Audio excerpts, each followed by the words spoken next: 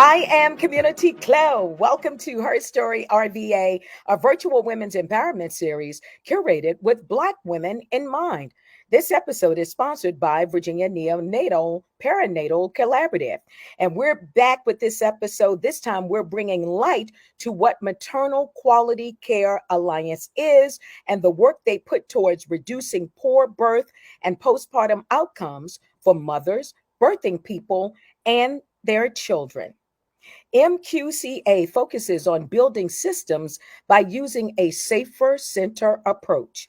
Did you know Black women in Virginia have more than 52% higher risk of preterm birth?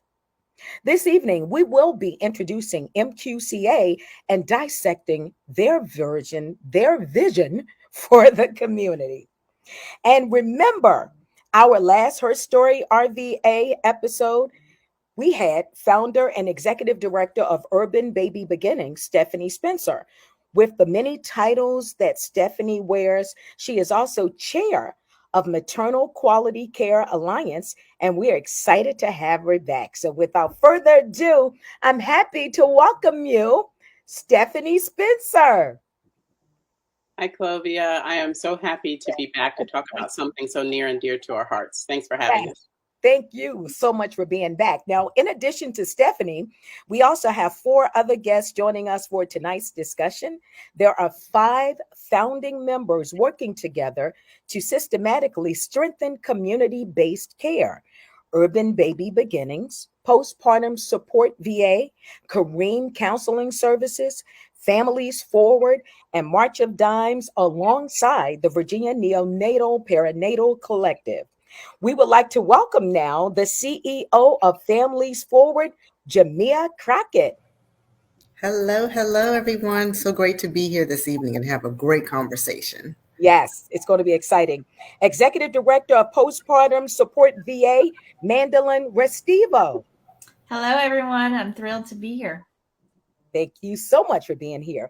The owner and psychotherapist at Kareem Counseling Services, Sultana Kareem. Hi.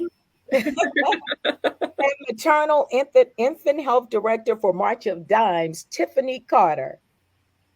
Hi, everybody. So excited for the discussion. I am so glad that you are here, and I'm going to give all of you an opportunity to share a little bit about what it is that you do specifically. Let's start with you, Stephanie. Sure.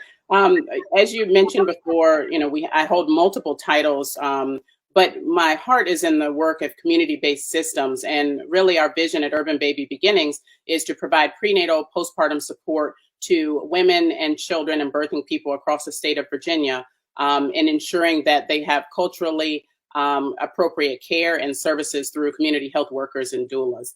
And we're excited to have this conversation because our hubs have really been working to provide additional foundation to build safer systems across the state as well.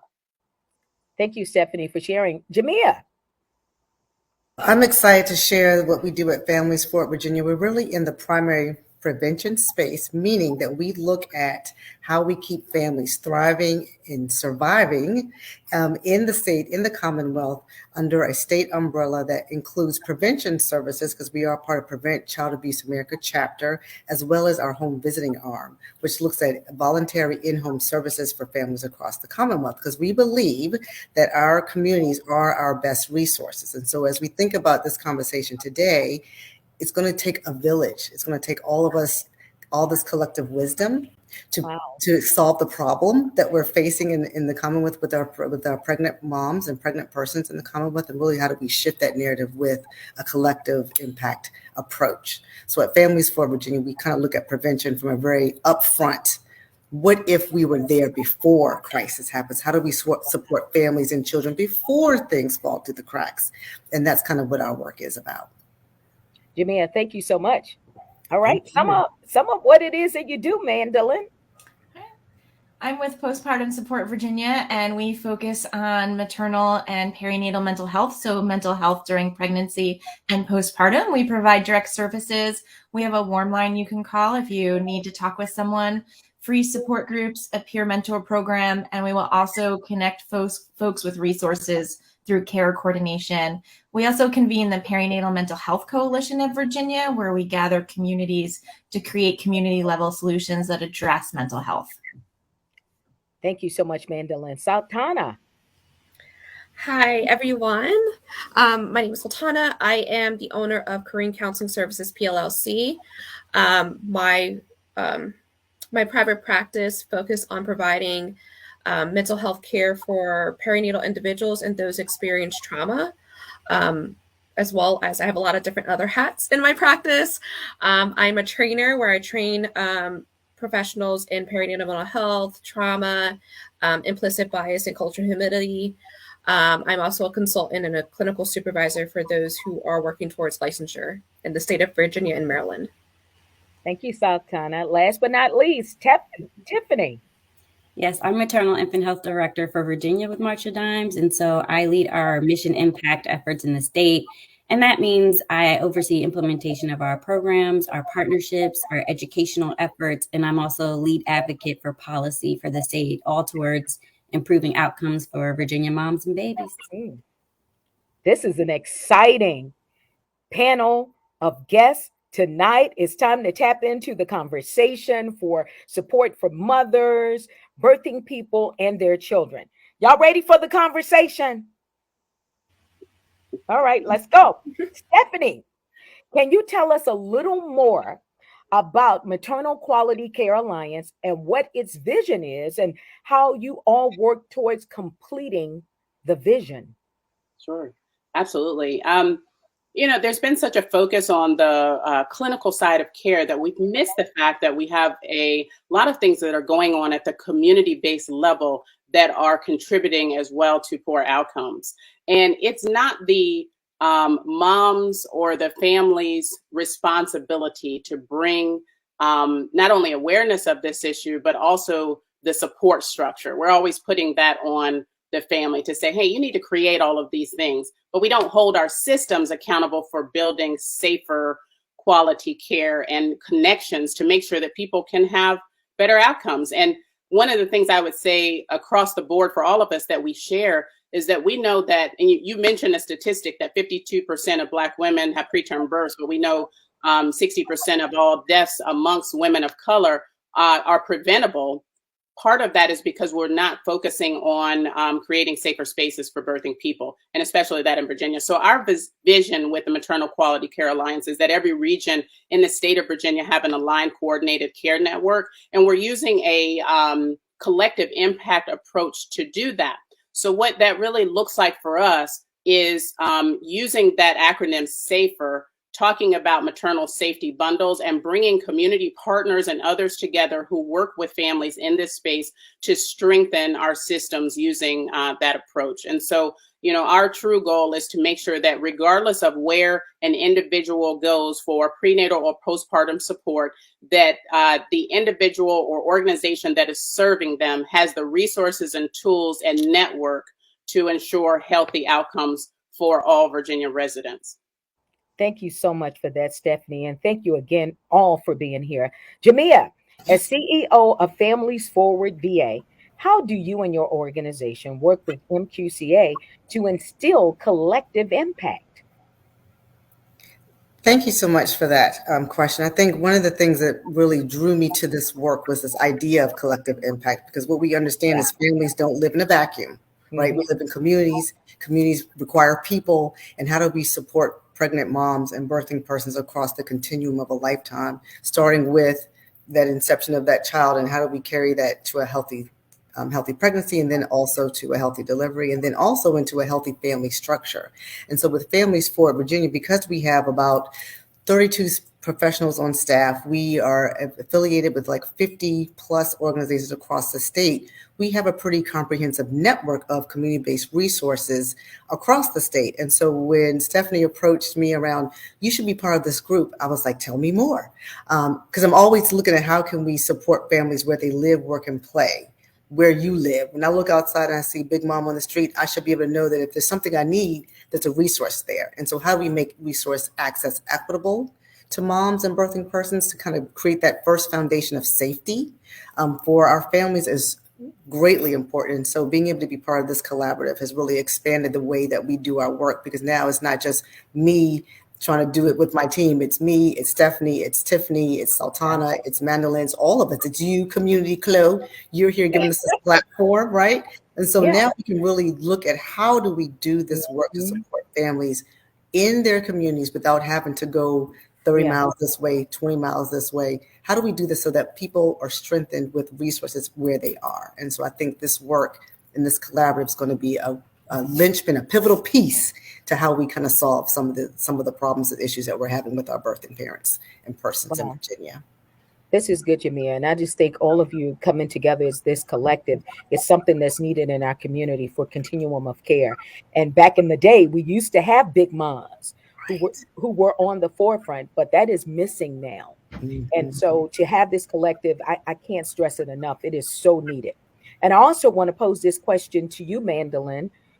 How do you and your organization work with MQCA to instill this collective impact on behalf of the postpartum support VA? So we're just bringing forward this mental health piece. And so being sure that we're thinking about wellness holistically, that you have to take care of your physical health, your mental health, and then you also need to have the resources to be able to feel good. So economic justice and housing all play into these issues, that we really are, all of us here, thinking about people holistically and not just as, uteruses walking around, that we're whole people. And we're always bringing forward that mental wellness piece.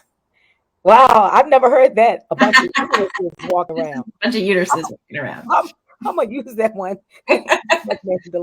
And I also want to pose this question to you, Sultana, owner and psychotherapist at Kareem Counseling Services. With your organization, how are you a part of the collective impact? So I provide the clinical lens as a clinical licensed therapist, both in this realm, as well as someone who's also providing that front service to perinatal individuals and doing advocacy work in my practice. Okay, thank you. And Tiffany, your support on this as well as a maternal infant health director.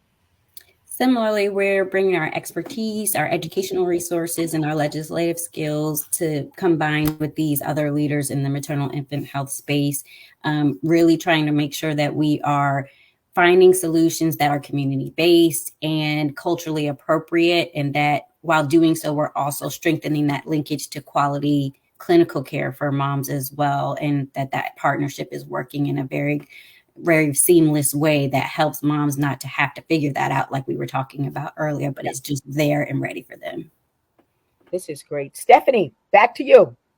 Alliance for Innovation on Maternal Health Community Care Initiative is a federally funded project focused on improving maternal health outcomes. Can you explain to us what exactly this means and how Urban Baby Beginnings will utilize the grant?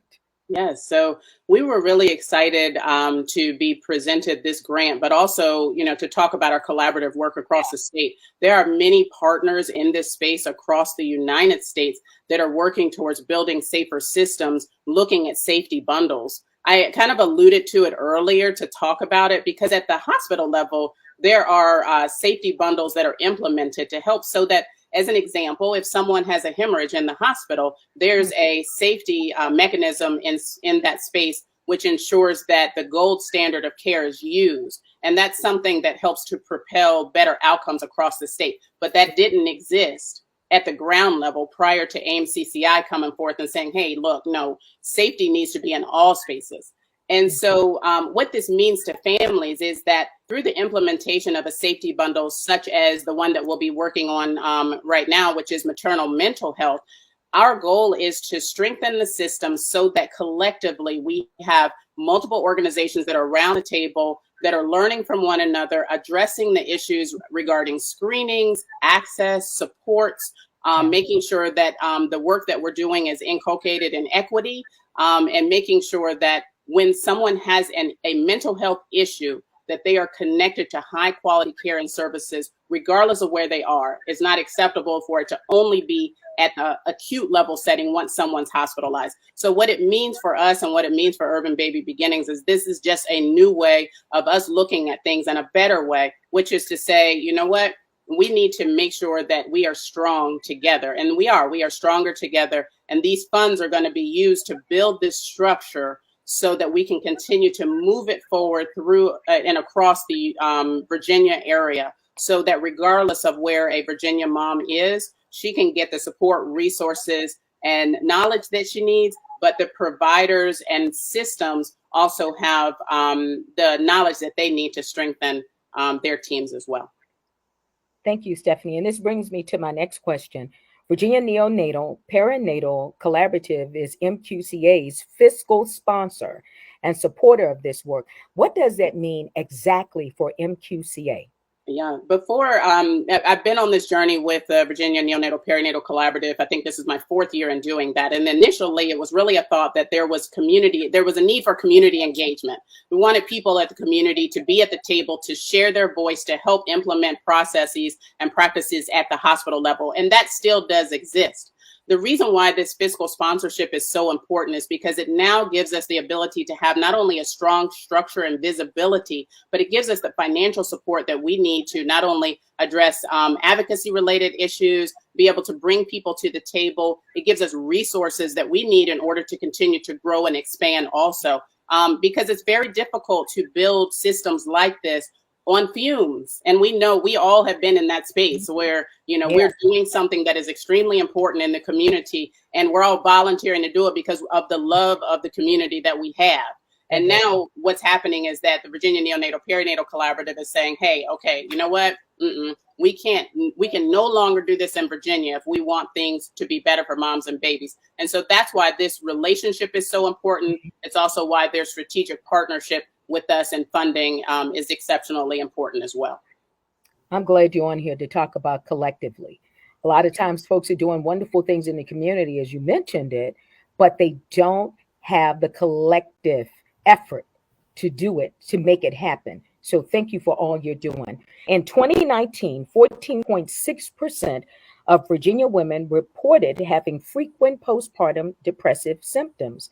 The number increases to 17.6% for Black women.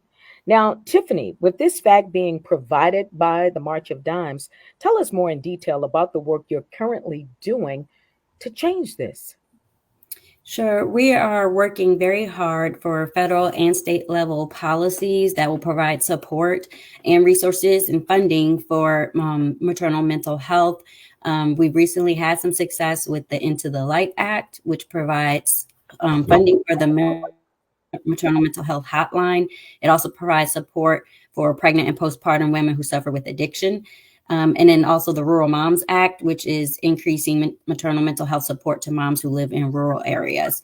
And then also we have a training that is focused on maternal mental health for healthcare professionals. But I also want to recognize that the work that we do with others, like these folks here with MQCA, is critical, because we really need to work to uplift those who are providing those direct services and providing those resources that impact folks' lives every day. We need that to make sure that we're having lasting impact on different levels, on that policy level, as well as on that direct, I can feel it right now level. Yeah. Thank you so much for sharing that. And I think a lot of times with us as birthing mothers and birthing people, you bring the baby home and you see this bundle of joy, and then all of a sudden you become depressed. And then for folks who don't really understand and they weren't educated about it, it was like, you're so ungrateful. You have a healthy baby. So talk a little bit, Mandolin.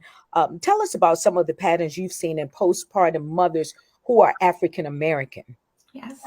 So for Black and African American moms are much more likely to talk about the physical symptoms that they're feeling, to say, I'm having a racing heart, my stomach is upset, I'm extremely tired, versus maybe naming the depressive or anxiety symptoms that they're feeling. And it's also why the disorders of depression or anxiety are much more likely to go overlooked if they're going to their primary care provider, because maybe everything checks out physically and they're not doing the extra level of checking in to see about what's going on emotionally. There also is a lot of pressure to feel like you need to hold everything together and be very strong. And then there is the pressure of not wanting to seem like, hey, yeah, I do. I have a really healthy baby here. And why do I not feel okay? And we don't know is it's super common to not feel okay during this time. And it is important to ask for help. And you are just as important as anyone else in your family. And a good family support system is so important. And even if it's the family of community, even with MQCA, that is so important. I don't know what I would have done without my family. Sultana, being a psychotherapist, can you touch on this too when it comes to postpartum and African American women? Yeah, so I provide therapy services both in individual and group. Yeah. And as it relates to African American women, so most of my practice are people of color, whether they're African American, Asian, what have you. A lot of them, when we talk about the symptoms of depression, it's not always as clear cut, like, oh, you're experiencing sadness, you're experiencing this. It comes off as very irritable. They feel like they're going crazy. Something's wrong with them. And so we talk about that, and I provide some education. I'm like, okay, let's talk about what you're going through and normalizing the experience of being a parent, because it is a transition, whether it's your first child or your second, third, what have you. It's still a different transition. And we have to talk about the identity of being a parent. What does it mean to them? What does it mean culturally? Of what the expectation of being a mom and what is put on them, and identifying their support system. Thank you, Sultana. Mhm. While we are aware of the postpartum depression numbers in urban communities, it is also important to talk how to disrupt the cycles of child abuse, neglect, and poverty. Jamia, how does Family Forward work to identify and combat this issue? Please also share some of the patterns that you see with Mhm. this topic. Great. Absolutely. I think this is such a great, enriching conversation. I love that even in this conversation, I'm like, that's exactly why we do what we do at Families Forward. Because what we do Yeah. know is children do not come with a manual. I'm a single mother with 3 children, and every child experience has been different. And so leaning into this idea of community has been very instrumental, because what we know is this 21st century family looks different. The needs are different. The stressors are different. And for Virginia, we really look at these ways of how can we build together with partners in the community around this idea of family well-being. And so this month, April, is actually Child Abuse Prevention Month. And so a lot of things that we've been looking at is how do we build together. Prevention and partnership has kind of been the theme that we've been looking at. So it was really a great segue to be on this particular broadcast to talk about what are those prevention partnerships, what do those collaboratives look like, who are the non-traditional partners, where are the big moms on the block, where are churches, where are schools. And so what we try to do at Families Forward Virginia is really look at this ecosystem of the family, because what we know is childhood lasts a lifetime.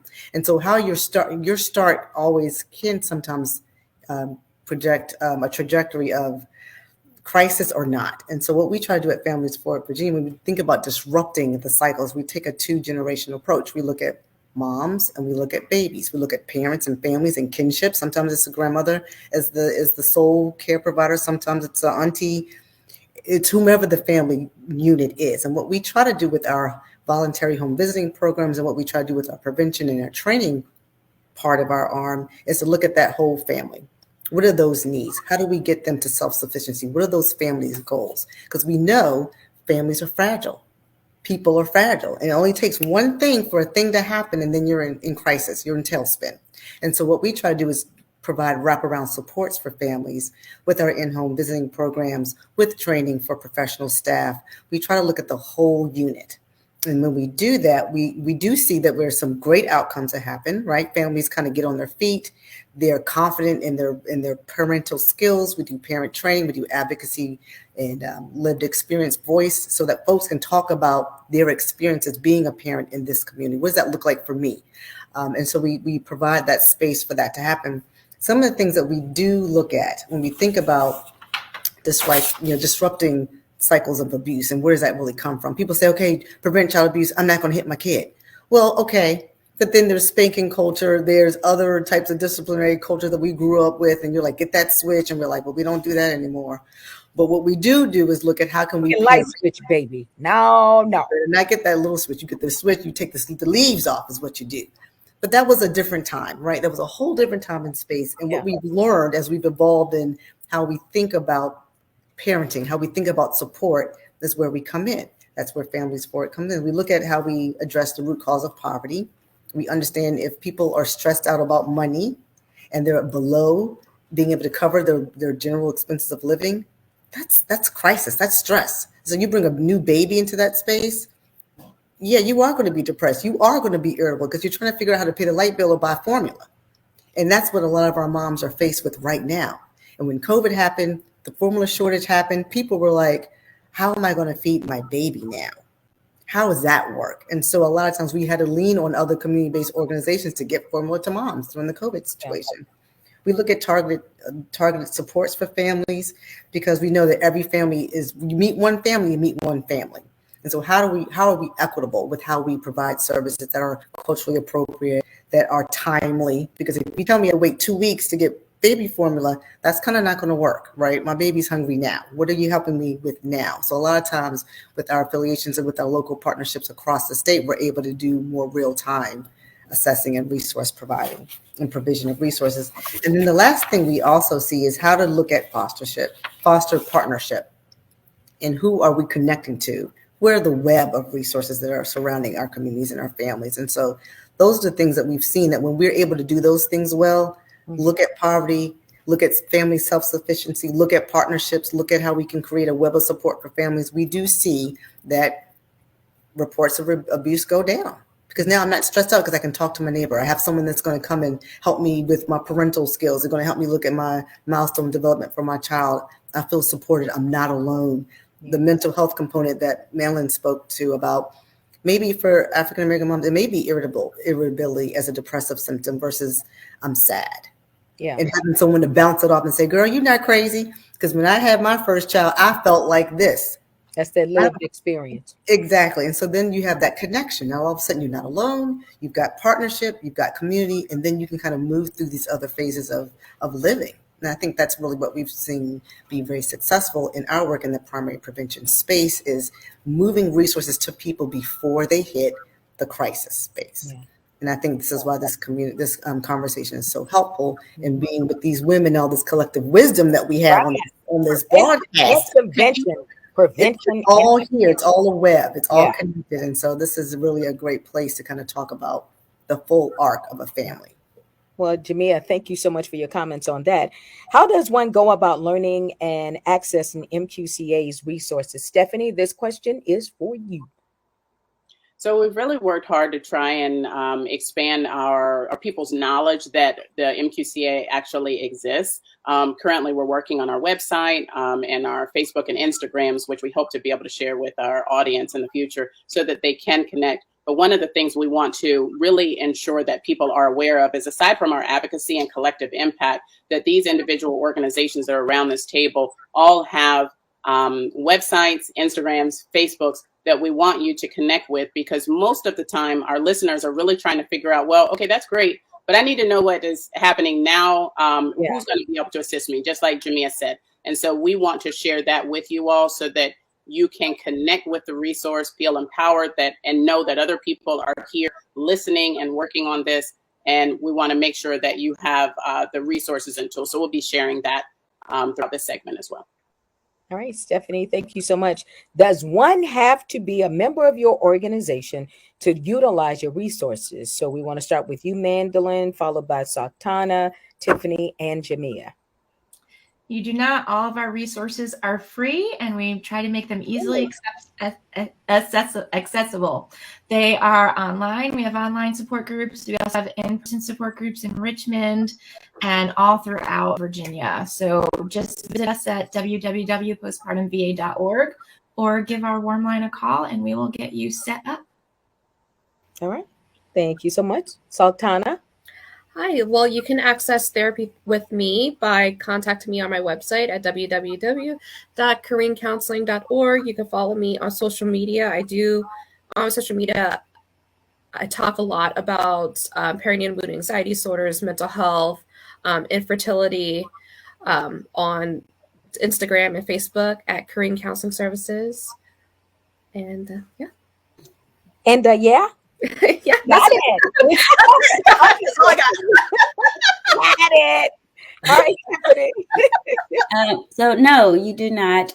We are a volunteer-led organization, so we rely on our volunteers and our partners to do good work across the state. So they help us expand our reach so you can connect with our partners. And you can also always visit marchofdimes.org to see what things we have going on. And you can also submit any type of request or just a contact through the website. All right, thank you. And Jamia. So yeah, we're actually on the web and Instagram and all the places where people go for media information. So you can definitely find out about more of the services and the resources that we provide statewide. You do not have to be a member. We prefer you not be a member. We want you to be coming as you are. This is voluntary services to access what you need, whether you want a circle support group for parenting education, or you want someone to come by and check on you sometime as part of our home visiting program. That's available. You can go to our website at www.familiesforwardva.org to get more information. We are here for you. We want to meet you where you are. So come one, come all. All right. Thank you so much. Now, this is going to be the final question for all of you beautiful women.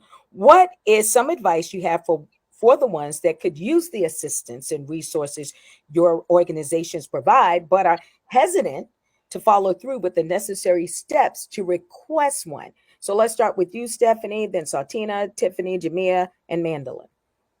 I think the first thing is that you have to trust yourself and know that you need the help, and to be honest with yourself in that as well. Also, you need to arm yourself with the knowledge and tools, right? Because what we're talking about is trusted systems of support that are building safety.